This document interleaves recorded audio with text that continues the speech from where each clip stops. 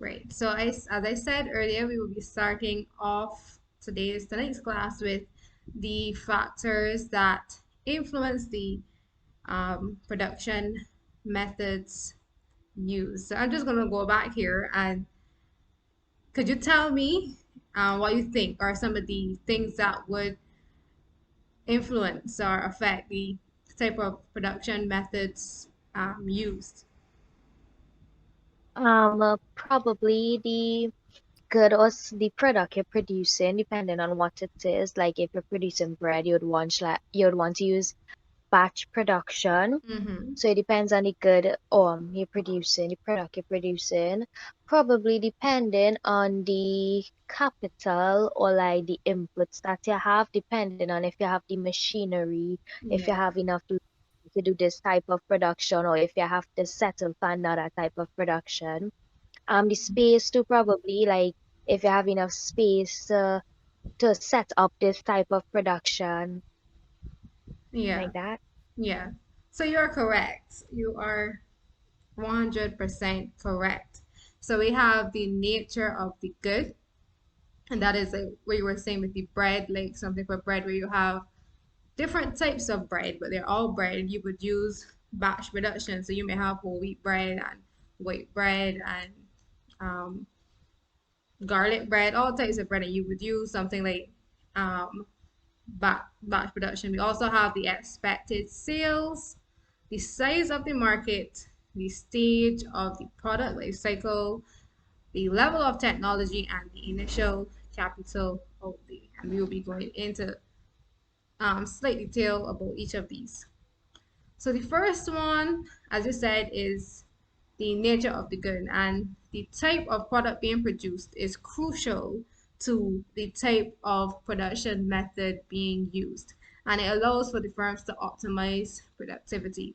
So for example, I had in previous class talked about example about donuts, bakery or a person producing donuts. They have vanilla donuts, chocolate donuts, and cheesecake donuts. They will not use something like job production where you're making or working on one homogeneous product. So that would not be a good method of production to use simply because it is used for products that are, as I said, homogeneous, and they are also like you need highly skilled workers. You need um, very flexible machinery. So, for example, job. I know you would have learned about job productions. So that would be like making like a wedding dress or constructing a bridge. So you wouldn't use this type of production for producing something like donuts or bread. It would not allow for the firm to optimize productivity. The next one is the demand or the expected level of sales.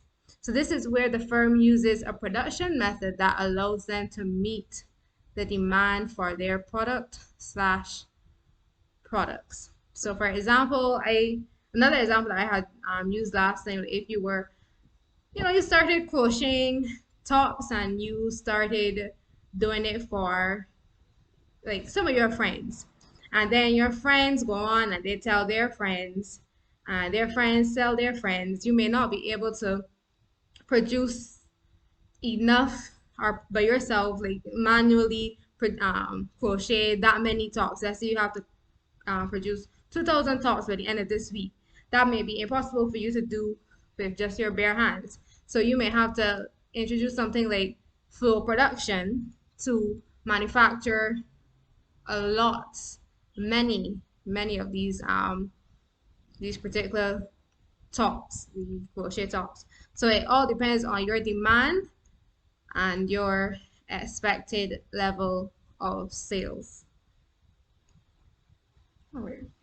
Right. The next factor is the size slash the diversity of the market, and this ties back into the previous one. So the firm needs to implement a production method that suffices the demand for the size of the market. So that is basically if you have a large um, market, if you supply crochet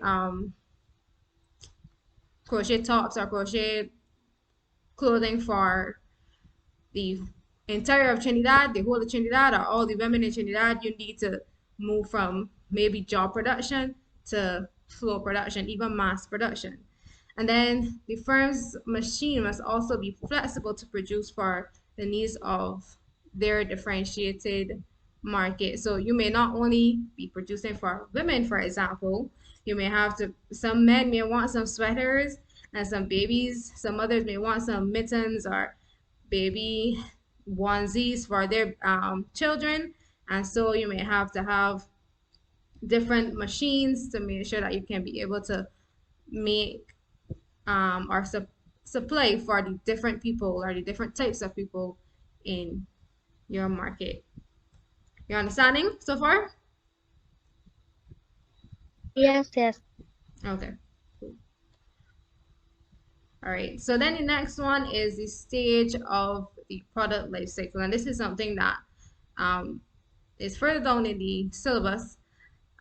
It is, the product life cycle is basically like a cycle that the product goes through. So you have the introductory stage, the growth stage, the maturity stage, and the declining stage. And the introduction stage is basically, let's say you're talking about your the same crochet business.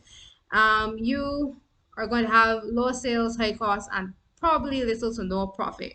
And this is simply because you may have to start off by getting some models. You may have to pay them. You may have to pay some photographers, and you may not make any sales in that particular, or little to any sales in that particular introductory stage. Then we have the growth stage, or the growth segment of the cycle, and you're getting increasing sales. So after you hire your photographers and your models to model your crochet pieces, persons on Instagram or the friends of their models may start to look into buying your crochet clothing, and so you get increasing sales and you have lower cost, and you're going to get some profits, because at this stage you may not need to be um, hiring so many models, or you may not need to hire so many photographers, and even if you do, you have little money that you could cover those costs.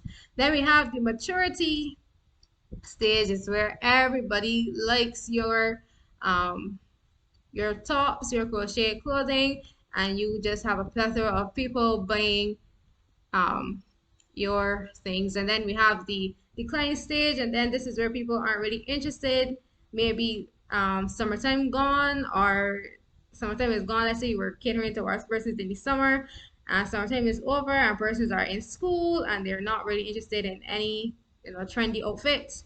They will be in the decline stage of the product life cycle. And so in each of these stages, or in each of these stages, a product may have to undergo different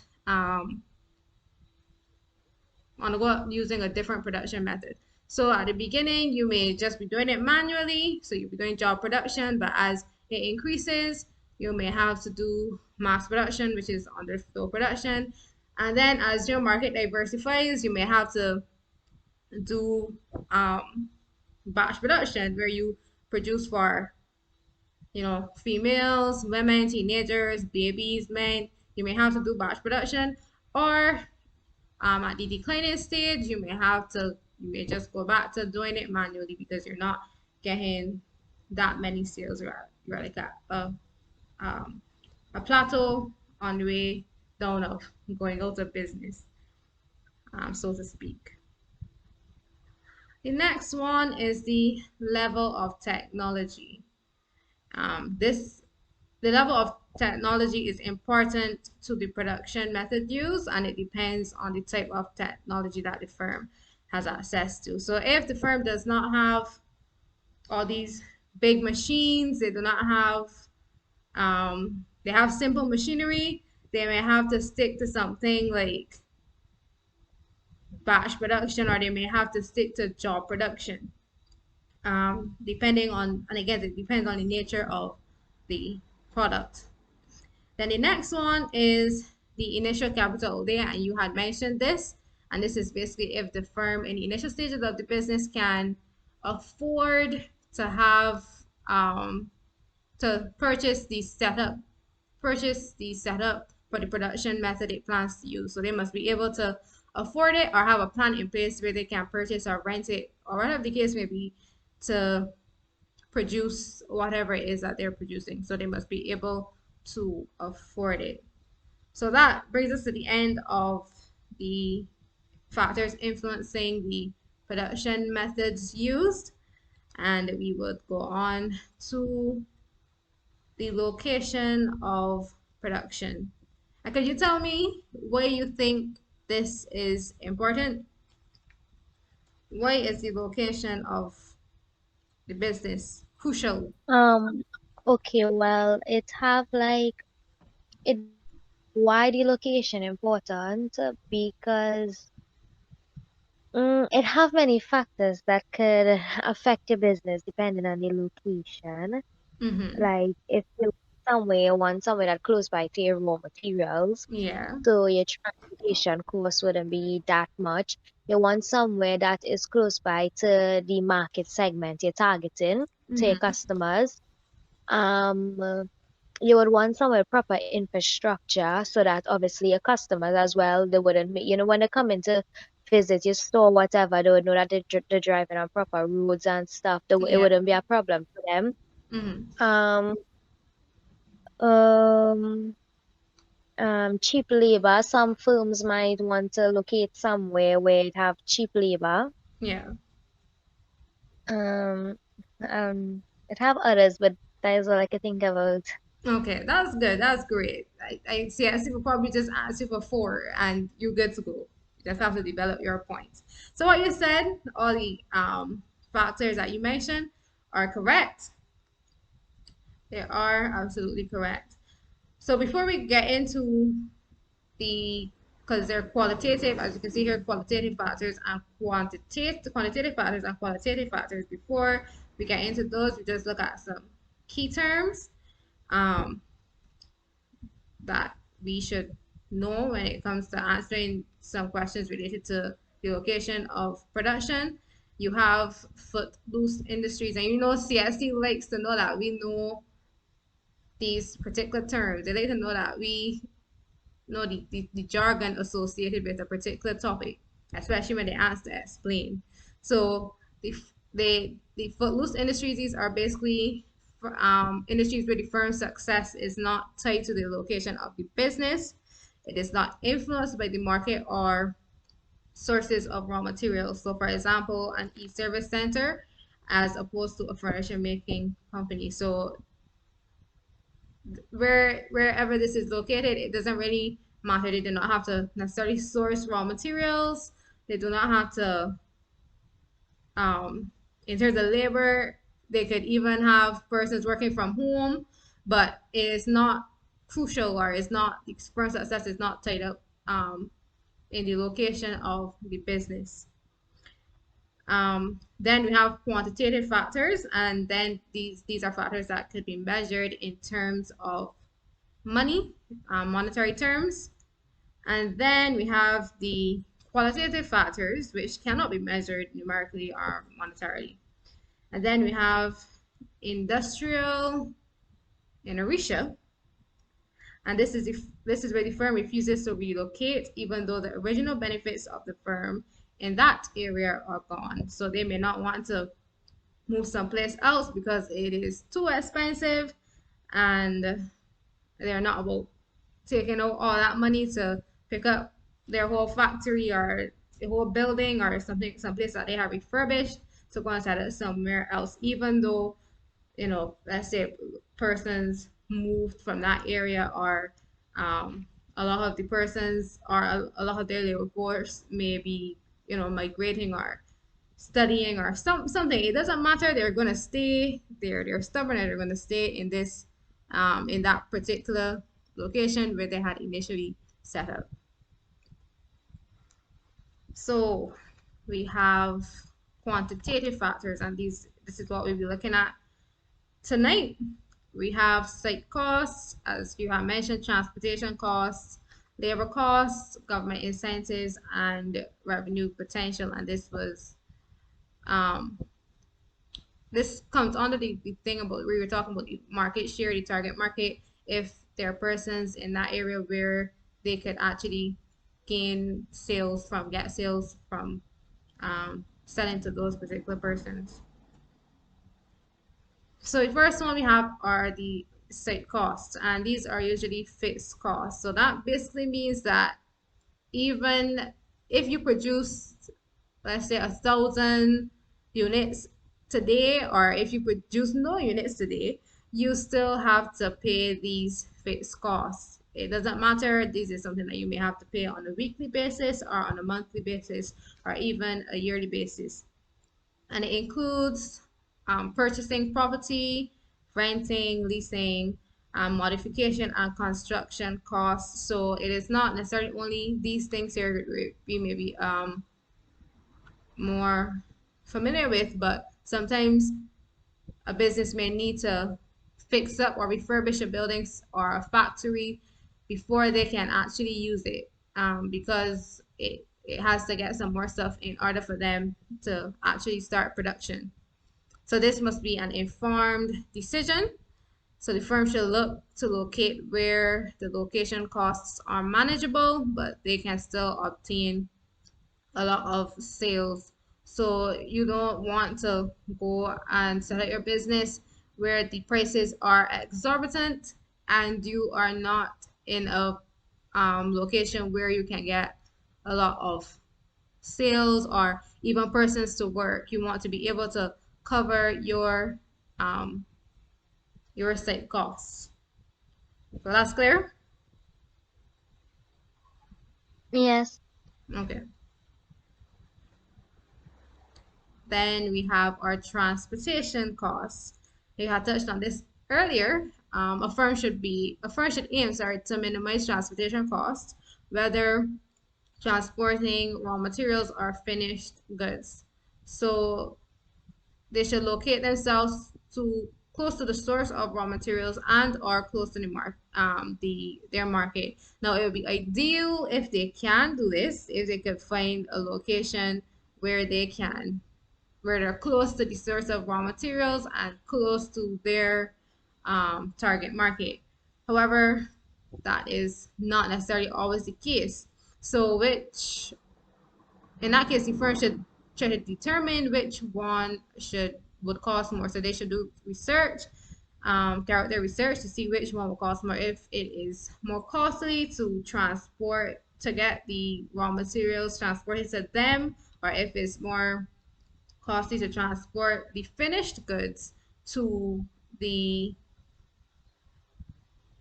customers or the consumers or the retailers or wholesale, wherever, they should see which one costs more, and the one that costs them more, they should locate closer to that particular one. That's what is advised, that they should locate to the one that costs closer to the one that costs more. The next one is labor costs, and that is human capital, also known as human capital. And different firms need different levels of skills needed. So the category of labor needed by the firm should be available in the area of location. So if you know that, for example, let's say here in Barbados, um, there were not enough skilled laborers for let's say biscuit. Let's say just for argument's sake, a biscuit. You making biscuit. Let's say the biscuit decided to set up here. They're here already, but they set up here, and they're not skilled persons or persons who know how to operate these particular machines when it comes to making these biscuits. It wouldn't be wise for a biscuit to come and set up in Barbados because they would have to outsource laborers, and that is going to be costly. Or what they would have to do is that they would have to train persons here, and that will be costly as well to the firm to be able to operate the machines, etc. So As I said here, if this is not the case, where the laborers are not in the area of location of the firm may incur high costs to source these workers and even train them.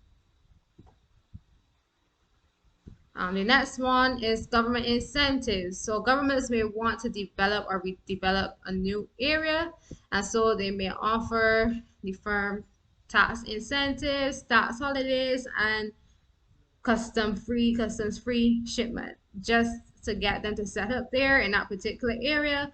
And the firm will grab hold of that opportunity in most cases so that they can get all of these or have a lower cost of production, because at the end of the day, as you'll see in that slide, firms want to maximize their sales, maximize their profits, and they can do that by lowering their production costs.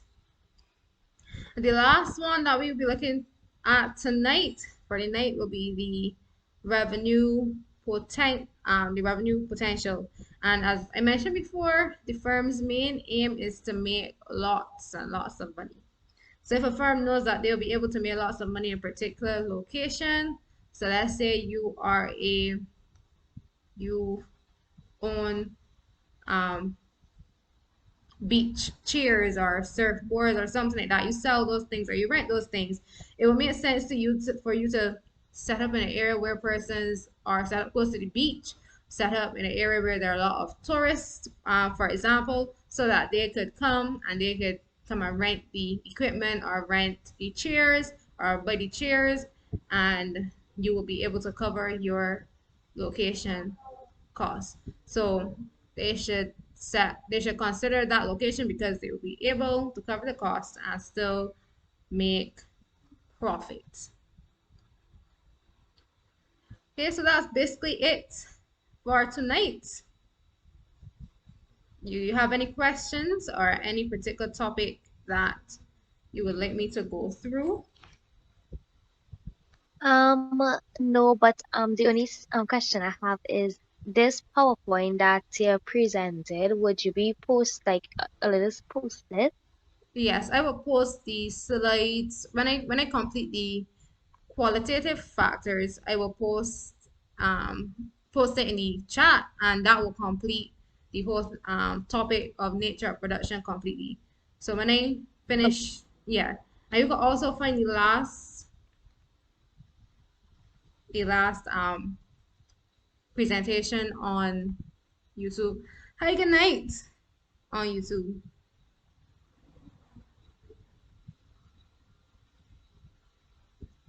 Hi. Oh, she's gone. So yeah, you could find it there on YouTube.